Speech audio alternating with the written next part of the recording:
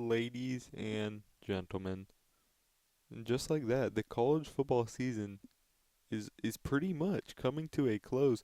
We are already in the conference championship games, and if you were to tell me that's insane. This season has flown by.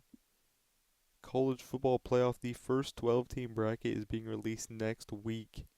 This is insane. The season just went. It went fast. It's like a blink of an eye. It was week 6. You blink another eye, it's week 11. You blink another eye, we just wrapped up week 14, heading into the conference championship games, and it's just as chaotic as we suspected it. But before we get into the actual bracket, everything, we're going to go over some conference championships, some scenarios, what might shake out, some results from last week, and how everything's going to come into play coming down the line. Because next week, in just a couple of days, we will see the first official 12-team playoff bracket released, and it's going to be chaos, nonetheless. Something I want to point out about these conference championship games. We'll go over them real quick. The SEC, Texas versus Georgia, the rematch. The Big Ten championship, Oregon versus Penn State, just barely sneaking in over Ohio State after dropping that game to Michigan last week. The ACC is Clemson versus SMU. Big 12 is Iowa State, who found a way to sneak in thanks to Colorado's loss. They have all but Kansas to thank for being in this big game. And then Arizona State, a total sleeper, projected to finish second in the Big 12. And they come out here, and they're in the Big 12 championship. They're fighting for a college football playoff spot. You tell me Arizona State is fighting for a college football playoff spot? That is just insanity. Anything can happen in college football. Anything can happen heading down the line. And it's on full display right here.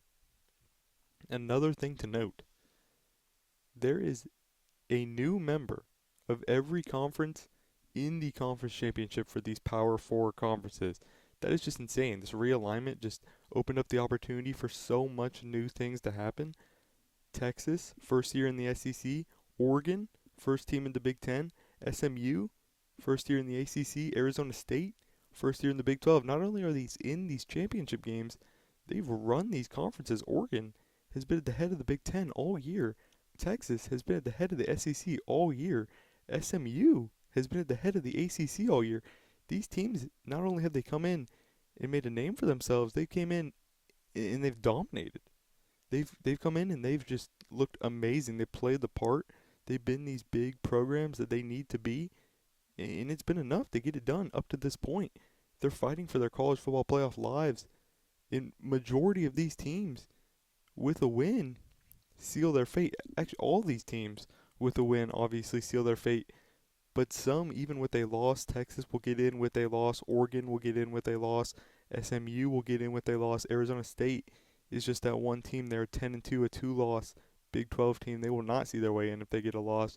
Iowa State would be lucky to see their way in with a win in that scenario. That could be a nightmare for the Big 12. But these are very, very good games. They shake out to where each of these new members are also favored in these games. Now, the loser in the SEC championship is probably still going to get an at-large bid. Georgia, if they lose this game, they'll be 10-3, a 3-loss SEC school. They'll be an interesting team to keep an eye on coming down the stretch. They could. It all depends on how the committee wants to treat these conference championships, what they want to do when it comes to them.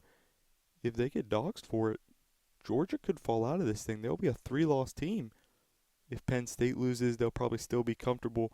Penn State is a team we're going to get to in a minute because they are in a very interesting situation.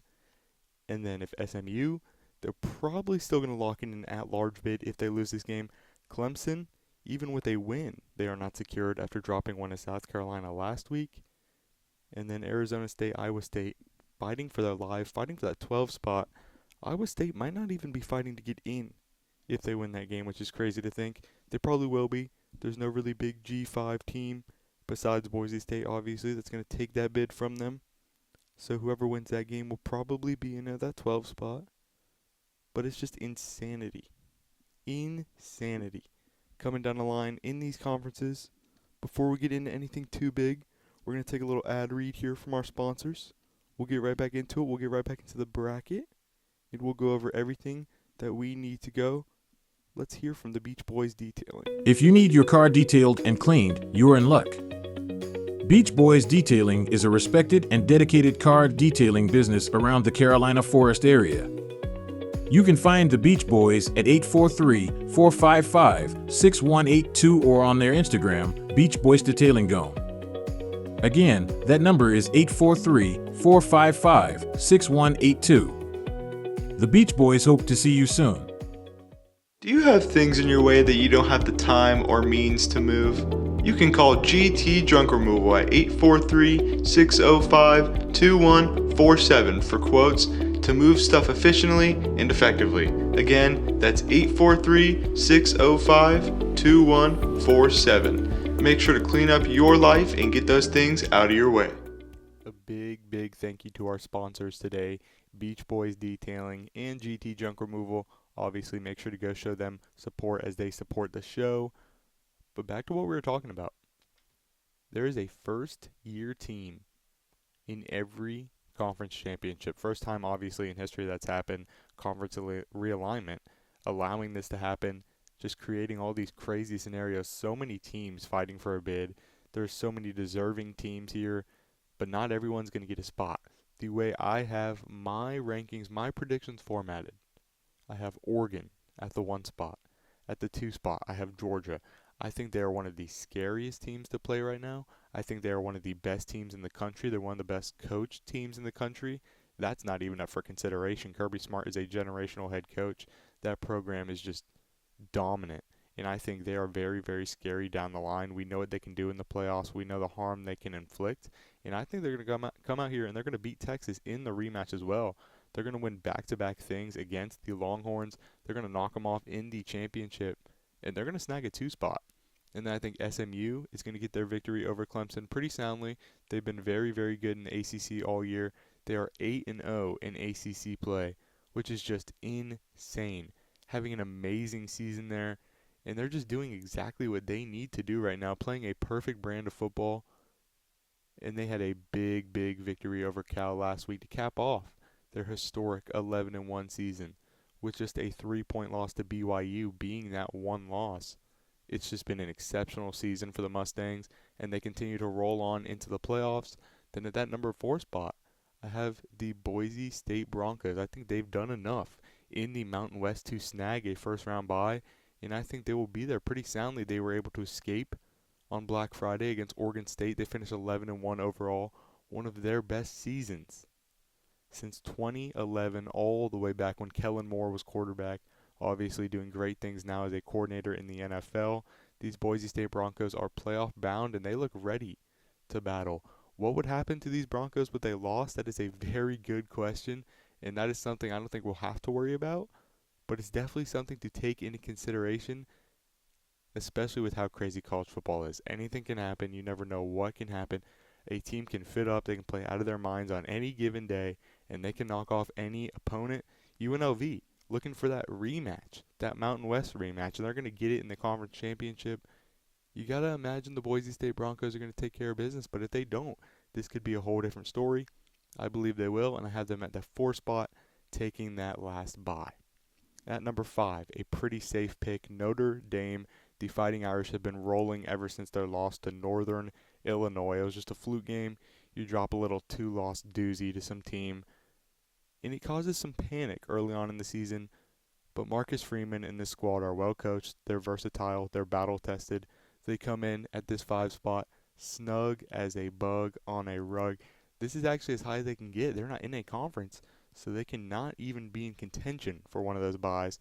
5 is the highest seed they can be, and I believe they'll be granted that. 11-1, again, just a small little loss to Northern Illinois. Strength of schedule, not the craziest, an 82 on the power index, which is not that good. But this team right behind them does have a way better power index, and that's Ohio State. I believe Ohio State ultimately benefited from losing to Michigan, because you got to think about it. If Ohio State would have won that game, they're right back in the Big Ten championship against Oregon, facing the team that dished them their only loss coming up to that point. Lost by 1. Oregon's a team that fits up. They can match up well against any team they play. And Ohio State might not have wanted to see that matchup again. But instead, they don't have to play in the Big Ten championship. They're already secured for the playoff. It's one less game they have to prepare for. one last game they have to anticipate, practice for, spend a whole time scheming. Instead, they can shift their focus to the playoff. They can get ready for their game. I have them at the 6th spot because I believe Penn State's going to lose to Oregon in that Big Ten championship, and I believe the committee will punish them. I believe they'll drop below Ohio State due to common opponents, due to head-to-head matchup. I believe that Penn State will be the 7th seed, Ohio State will be the 6th seed, and they didn't have to play an extra game. They didn't have to waste time doing all of that. They can look ahead to the playoff. They're already looking towards their first round matchup, whoever it's going to be against, to scheme, whoever it is. Ohio State's looking forward. They don't have to make that pit stop in Indianapolis, and they could benefit ultimately from that loss to Michigan. And you want to talk about all these playoff scenarios, what the 12 team insists. It insists conflict. It insists chaos. And we're already seeing that heading down the line. Again, number 7 just mentioned it, Penn State. I believe they'll lose to Oregon. They'll finish 11-2, and they have a 35 strength of schedule, 9 behind Ohio State. Another reason I believe these Nittany Lions will land behind the Buckeyes, and they will be number 7. And at number 8, I have the Texas Longhorns finishing at 10-2. Lost actually 11-2. My apologies, with both of those losses being to the Bulldogs. Again, banking on the committee to punish for the conference championship. If they don't, then this could be a whole lot of hoopla. All this could be completely irrelevant, and they can be sitting pretty snucked in at the auto bid. But Texas, if they do lose this game, like we mentioned, both of those losses being to the Bulldogs, and regardless if they're punished by the committee, that's just terrible for morale overall. It's much like Oregon letting Washington get the better of them last season. It's just losing twice to an opponent, especially one in your conference, is just so demotivating. And it might cause a sense of unrest with that organization. You do not want to lose to the same organization twice in a season. So Texas has their opportunity to make it right in the SEC championship, has the opportunity to snag a bye. They have a lot on the line heading into this weekend against Georgia, and then number 9 right behind them, an SEC folk, Tennessee. The Volunteers did what they needed to do. They closed out their season 10-2, and honestly, they're in a pretty good scenario. They're locked for the playoff. They just beat Vanderbilt 36-23 at Vanderbilt. They don't have to play for the SEC championship. They don't have anything on the line. They don't have to go out there and risk injury. They don't have to waste time. They don't have to make a pit stop in Atlanta. They don't have to do any of this. They're already focused for the playoff. They're coming off a big win against an opponent that knocked off and gave some teams some scares in the SEC. A pretty good win, in my opinion, against Vanderbilt. And now they're riding that wave into the playoff, not having to stop at the championship, not having to do any of this, having their spot secured already, and they're just ready to see that postseason play. And then number 10, I have the Indiana Hoosiers finishing 11-1 with the one loss obviously being to the Buckeyes. But their strength of schedule is 106. Definitely very scary. You got to imagine with the SEC chaos, all the self-inflicting, the self-imploding, that they are safe. They are a lock for the playoff. So I have them here at number 10. Little scary at the back end of the 12-team playoff, but they are in. I think they are a lock at this point. Again, all the SEC implosion, everything going on. I think we can safely put the Hoosiers in the playoff. And then number 11, something that can be very, very controversial. Some of you might not want to hear it. Some of you might want to hear it. If you are from the state of Alabama, it depends. I have the Crimson Tide in at number 11. And the reason for this is they are 9-3, a 3-loss SEC school, with their losses being to Vanderbilt, a team that has played Tennessee close, Texas close, got the better of Alabama. Their loss to Oklahoma, which was a sloppy loss. That one is inexcusable. But their win against Georgia, if Georgia is the SEC championship, looks that much more valid. And then your 34-0 blowout routing of number 23 Missouri also makes you look that much more justified, on top of the fact that you have a 17th strength of schedule compared to some teams like Ohio State, who have a 26, Penn State 35, Indiana 106. Your strength of schedule really makes a great argument in this scenario, and that is the reason I put Alabama at this last at-large bid. There's no other team that really deserves it over them. If South Carolina could have closed out at LSU, they could have closed out against Alabama. They are a playoff team. South Carolina loses one less game. They are able to close out one more matchup. They are sitting in this 12-team playoff, and it breaks my heart, honestly, living in South Carolina all my life, being close with all of these Gamecocks fans that come to me, and they ask me, hey, what are South Carolina's odds to be in this thing? And I have to be the one to tell them, hey, that one loss against LSU, that one little mistake against Alabama, not being able to close out after the onside kick, not being able to do any of these things, it really hindered the Gamecocks. And they're not going to be able to bounce back from dropping those 3 losses. Say Alabama dropped to a 4th loss some point in the season. They've been playing close at times. They could have dropped a 4th one. I would have had USC at this 11 bid. But I just can't, in my right mind, put the Gamecocks over the Crimson Tide after the Crimson Tide beat them by 2. They have some common opponents in LSU, and they also have a better strength of schedule. It just makes no sense to put the Gamecocks in over Alabama. Anyone can see that. Anyone can listen to this argument and piece that together. The Alabama Crimson Tide deserve, over anyone else fighting for this at-large bid, to get into the playoff, especially Clemson, especially South Carolina, anyone else that is fighting to get into that 11th spot at the auto bid, maybe Miami, any other team like that. Alabama has the best argument, and I believe they will secure that 11 seed. And they always just find a way to sneak into these things and creep up on you when you're not expecting it. They're a team that can make a run from the 11 because they are not an 11 seed team. It all depends on which Alabama we're seeing. It all depends on which Crimson Tide we're getting. And if we can get the good one on a right night, this could be Alabama's thing for the taking. If they sneak into this thing, there's no telling how much damage they can inflict. That's on them as a unit, as a team to figure out. That's on them how well coached they want to be with first-year Kalen DeBoer. That's on them for how disciplined they want to be, how they want to execute. Jalen Milroe, how do you want to show up and lead your team in your final years at Crimson Tide? It's all up to all these things, and it all could just be a perfect mix for Alabama heading down the line. It could all be the perfect storm, if you will, down in Alabama, down for the Crimson Tide. They could make a run at this thing as a 3-loss SEC school, and I do believe they will sneak in as the 11 seed and closing it out as the auto bid, the 5th conference champion, Arizona State. I believe they will win the Big 12. I believe they will rout out Iowa State in the conference championship, and I believe Arizona State will snag this bid, finish 12-1 in not 12-1, my apologies. Finish 11-2 on the season heading into the playoff.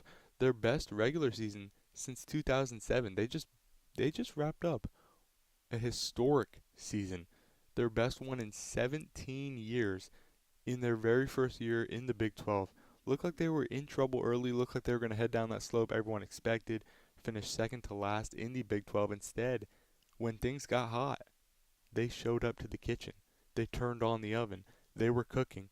They finished 10-2, and now they're primed for a playoff spot if they can just get a victory on Saturday.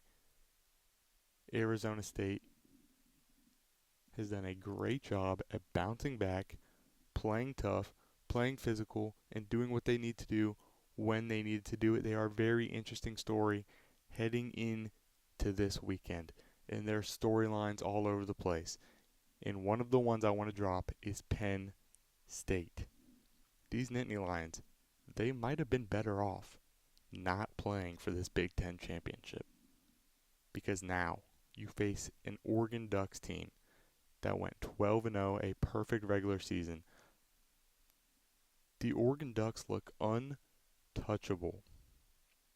And now it's your job, instead of the Buckeyes, who all year looked like they were going to get their rematch against Oregon in that game, drop one to Michigan. All of a sudden it's your task.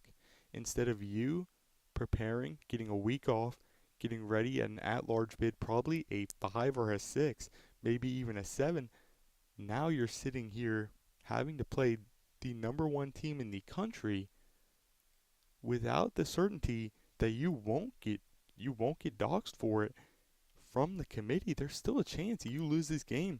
The committee takes that as a loss.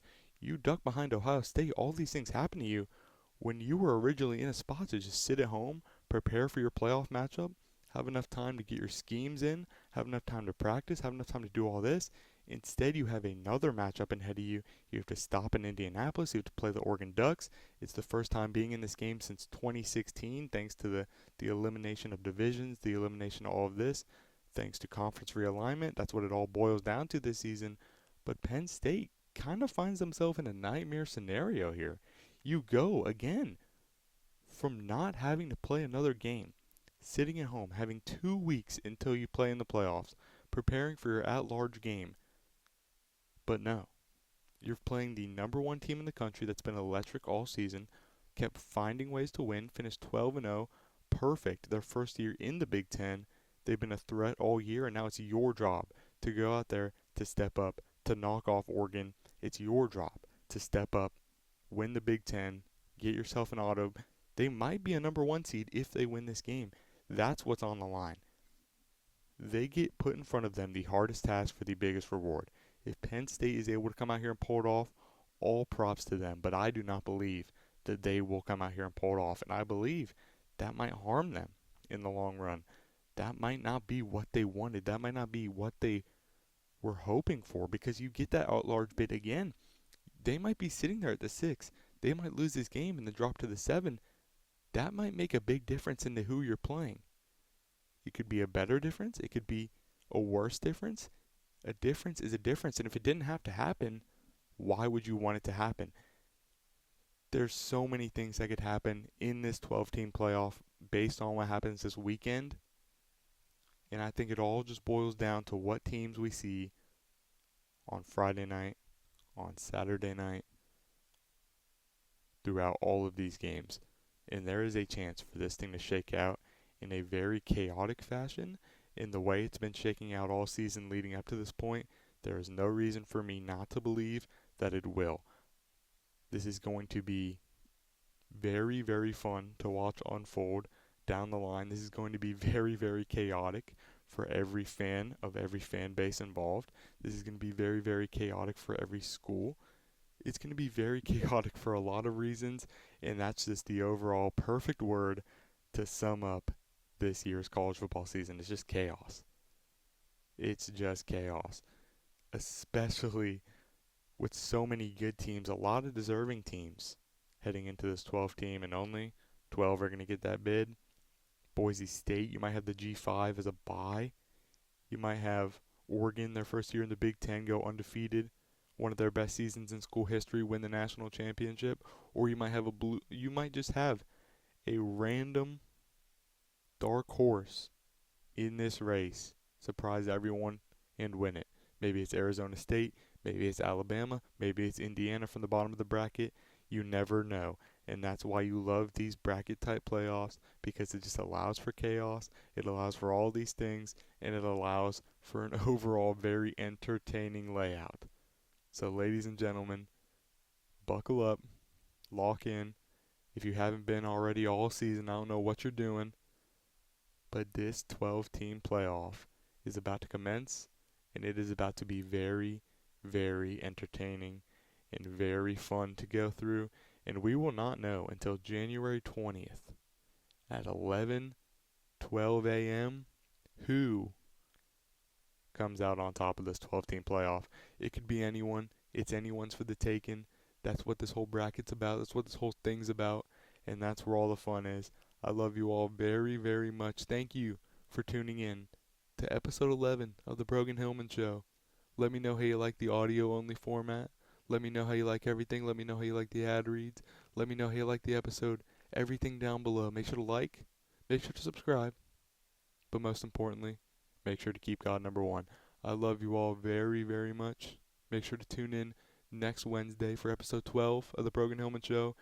And that's when the official bracket comes out. These are just my rankings, my bracket. Just you wait until the official bracket comes out. There'll be a whole video on it, a whole episode on it. There's not going to be a whole lot of NFL until this college football season is over. Again, I love you all very, very much. Make sure to keep God number one. I'll see you next episode, and I'm out.